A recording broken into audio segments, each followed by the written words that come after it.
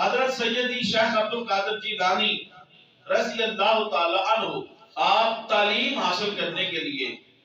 جب آپ بغداد شریف جاتے ہیں تو وہاں پہ قحط سالی تھی، تو آپ ایوان کسرا جاتے ہیں کہ وہاں پہ کچھ کھانے پینے کے لیے ملے، لیکن وہاں پہ تو واقعی 70 درویش تھے۔ تو آپ کا اثار دیکھیں، آپ کا جذبہ دیکھیں قربانی کا، کہ آپ واپس پلٹ آئے۔ ایسا نہ اس بھیڑ میں جاؤں اور میرے ہاتھ کھانے کے لیے کچھ لگ جائے اور کوئی دوسرا مسلمان دوسرا درویش کھانے سے محروم ہو جائے تو آپ واپس پلٹ آئے۔ جب آپ واپس پلٹے تو آپ کی ایک شخص سے ملاقات ہوئی، اس نے آپ کا نام پوچھا، کہاں سے آئے وہ پوچھا، تو اس شخص نے کہا میں تو آپ ہی کو ڈھونڈ رہا تھا، میں شہر جیلان سے آیا ہوں، مجھے آپ کی والدہ نے یہ سونے کا چھوٹا سا ٹکڑا دیا ہے تاکہ میں عبد القادر کو دے دوں اور وہ اپنے تعلیمی اخراجات پورا کر سکے۔ حضرت سیدی شیخ عبد القادر جیلانی رضی اللہ تعالیٰ عنہ کا نام ایسے ہی غوث نہیں پڑ گیا۔ اب آپ وہ کیا کرتے ہیں، اس ٹکڑے کو لے کے چھوٹا سا جتنا بھی تھا اس کو لے کے بازار میں جاتے ہیں، اسے فروخت کر دیتے ہیں اور جتنے پیسے ملتے ہیں اس کا سارا کھانا خرید کے آپ ایوان کسرا چلے جاتے ہیں، جہاں پہ سینکڑوں درویش مخلوق خدا کھانے کی تلاش میں بیٹھی ہوئی تھی،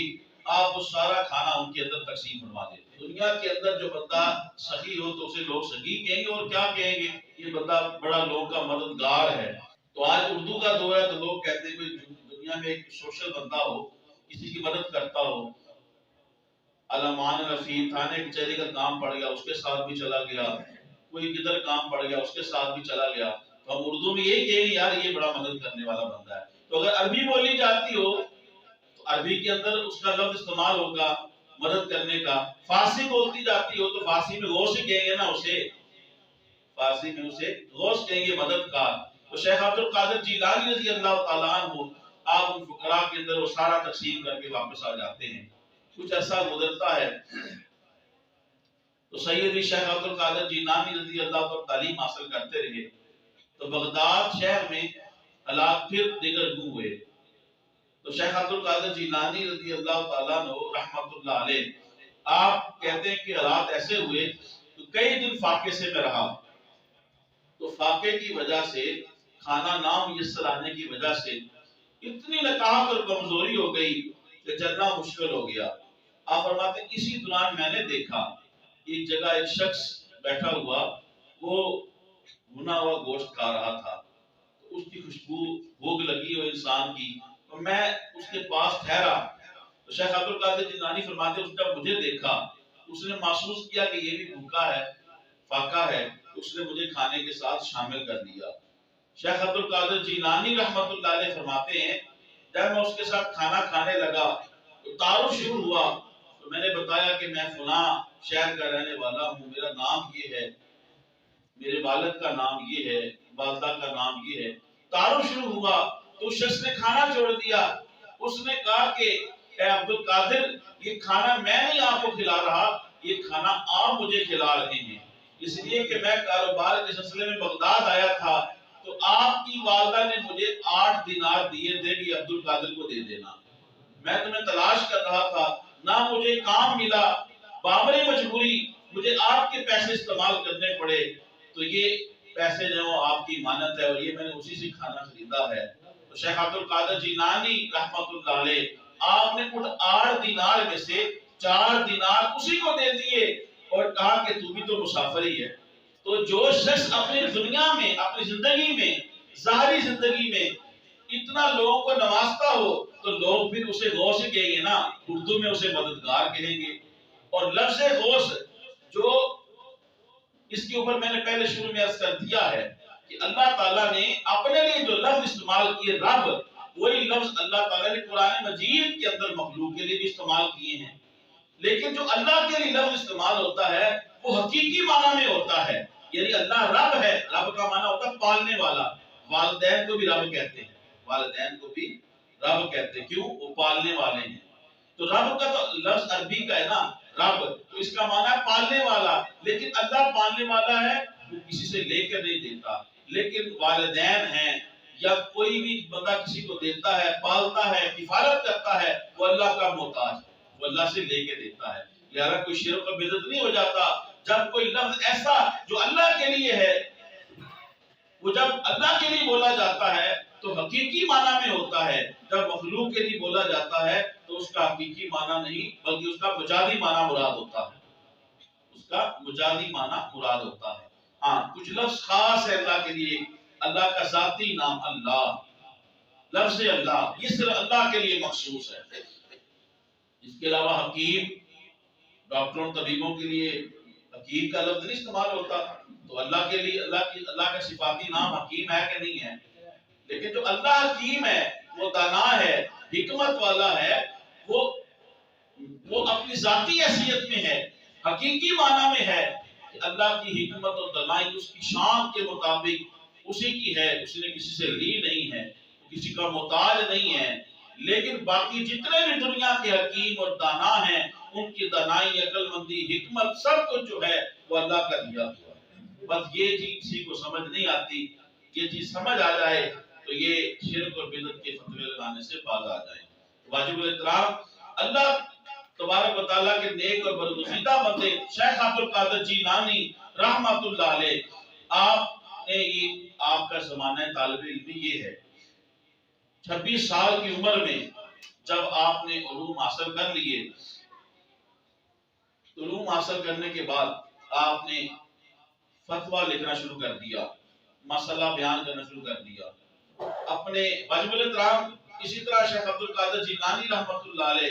آپ کی جب مجلس لگتی تھی کئی ہزار کا مجمع ہوتا تھا، ایک مرتبہ کم و بیش 10,000 کا مجمع تھا، حضرت شیخ عبد القادر جیلانی رحمۃ اللہ علیہ آپ کی مجلس میں بیٹھا ہوا، آپ منبر شریف پہ تشریف فرما ہوئے تو آپ کے سامنے ایک درویش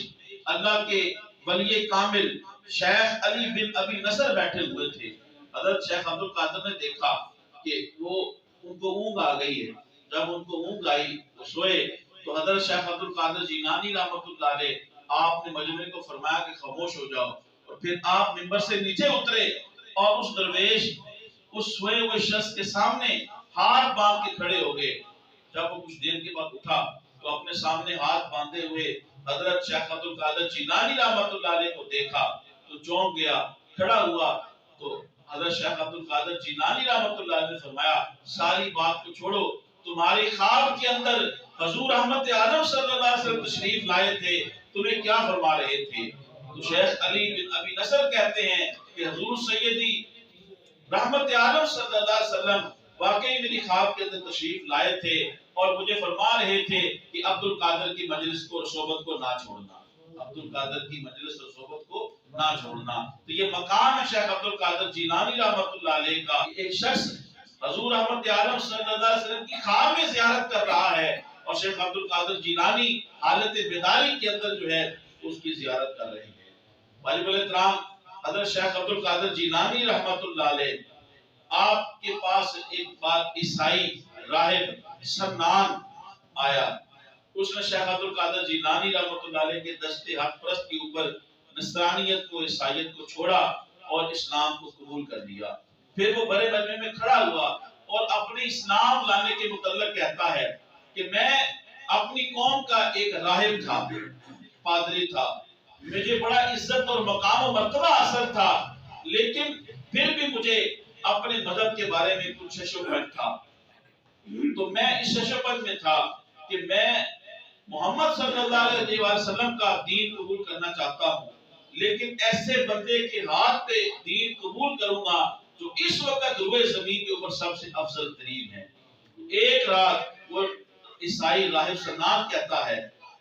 ایک رات میں نے خواب کے اندر حضرت عیسیٰ علیہ السلام کی زیارت کی تو عیسیٰ علیہ السلام نے مجھے کہا اے سنان، اس وقت روئے زمین کے اوپر امت محمدیہ میں سے جو افضل ترین شخص ہے وہ عبد القادر ہے، تو اس کے ہاتھ پہ جا کے اسلام پہ قبول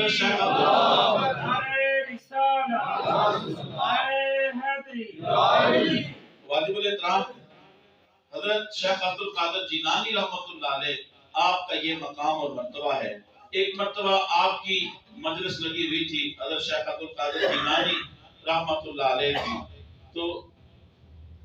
शेख अबुल हसन साद अंसारी रहमत अल्लाह अलैह, ये अल्लाह ताला के वली और बुजुर्ग गुजरे हैं। आप फरमाते हैं कि जब मैं अब्दुल कादिर की मजलिस में गया, आप वाज कर रहे थे, आप तकरीर कर रहे थे, और जो आप वाज कर रहे थे वो ज़ुहद के मौजू पे आप गुफ्तगू कर रहे थे, ज़ुहद के बारे में बयान कर रहे थे कि ज़ुहद क्या है। तो हज़रत शेख अबुल हसन साद अंसारी कहते हैं कि जब मैं मजलिस में बैठा, पीछे सबसे बैठा हुआ था, तो मैं ज़ुहद के बारे में गुफ्तगू सुन रहा था, तो मेरे दिल में ख्याल पैदा हुआ कि काश अब्दुल कादिर जो है वो मार्फत के मौजू के ऊपर गुफ्तगू करे, मार्फत के मौजू के ऊपर गुफ्तगू फरमाए करे। आप फरमाते हैं कि अभी मेरे दिल में ख्याल आया तो शेख अब्दुल कादिर जीलानी रहमतुल्लाह अलैह ने कहा कि ज़ुहद का मौजू काफी बयान हो गया है, अब मैं मार्फत के मुतल्लिक कुछ बयान करता हूँ। फरमाते हैं कि मार्फत के मुतल्लिक कुछ गुफ्तगू हुई, तो फिर शेख अबुल हसन साद अंसारी कहते हैं कि मेरा दिल किया, ख्याल आया कि काश आज की शिरक के मौजू में गुफ्तगू करें। तो हज़रत शेख अब्दुल कादिर जिलानी रहमतुल्लाह अलैह ने मौजू को तब्दील किया और फरमाया कि आप शिरक के बारे में गुफ्तगू होती है। फिर वो फरमाते हैं इसी तरह मेरे दिल के अंदर ख्याल आया कि आप फना और बका के बारे में गुफ्तगू करें। तो शेख अब्दुल कादिर जिलानी ने शिरक के मौजू को रोक दिया और फरमाया कि इतना बयान काफी है, अब मैं फना और बका के बारे में कुछ आपको अर्ज करता हूँ, बताता हूँ। और फिर हज़रत शेख अबुल हसन साद अंसारी कहते हैं कि मेरे दिल में ख्याल आया कि गैब और हुजूर के बारे में कुछ अर्ज करें, कुछ फरमाएं। फरमाते हैं कि शेख अब्दुल कादिर जिलानी रहमतुल्लाह अलैह ने, आपने वो मौजू भी छोड़ दिया और गैब और हुजूर के मुतल्लिक बयान करना शुरू कर दिया। और फिर इस मौजू को बयान करने के बाद अब्दुल कादिर रहमतुल्लाह अलैह ने ये कह दिया मुझे मुखातब करके कि ए अबुल हसन, तेरे लिए बातें काफी नहीं है, ए अबुल हसन तेरे लिए बातें काफी नहीं है। वाजिबुल इकराम, अब इसकी मैं दलील देता हूँ, ये वक्त हमारी मोहब्बत नहीं है। सैयदना अमीरुल मोमिनीन उमर इब्न खत्ताब रज़ियल्लाहु अन्हु ने फरमाया कि वही दोबारा नाज़िल नहीं हो रही कि तकु फिरासतुल मोमिन, मोमिन को अल्लाह ने एक ताकत दी है, मोमिन को अल्लाह ने एक फरासत दी है, मोमिन अपनी फरासत से देखता है, मोमिन अल्लाह के नूर से देखता है, मोमिन अल्लाह के नूर से देखता है। तो मालूम हुआ कि जिस तरह सैयदना अमीरुल मोमिनीन उमर इब्न खत्ताब रज़ियल्लाहु ताला अन्हु सहाबी रसूल ने अल्लाह की इताअत करता फाहम व फरासत से ये जान लिया कि ये शख्स जो है बदनिगाही करके आया है। इस तरह हुजूर के उम्मती वली कामिल शेख अब्दुल कादिर जिलानी रहमतुल्लाह अलैह ने भी जान लिया कि ये शख्स अब ये चाहता है कि इस मौजू पे गुफ्तगू हो, इस मौजू पे गुफ्तगू। एक मरतबा वास फरमा रहे थे, आप खुले मैदान के अंदर वास कर रहे थे कि बारिश बरसना शुरू हो गई। जब बारिश बरसना शुरू हुई तो आपने आसमान की तरफ दुआइया अंदाज से, इल्तिजाइया अंदाज से आसमान की तरफ देखा और अल्लाह की बारगाह में अर्ज किया, या अल्लाह मैं लोगों को तेरे लिए इकट्ठा करता हूँ,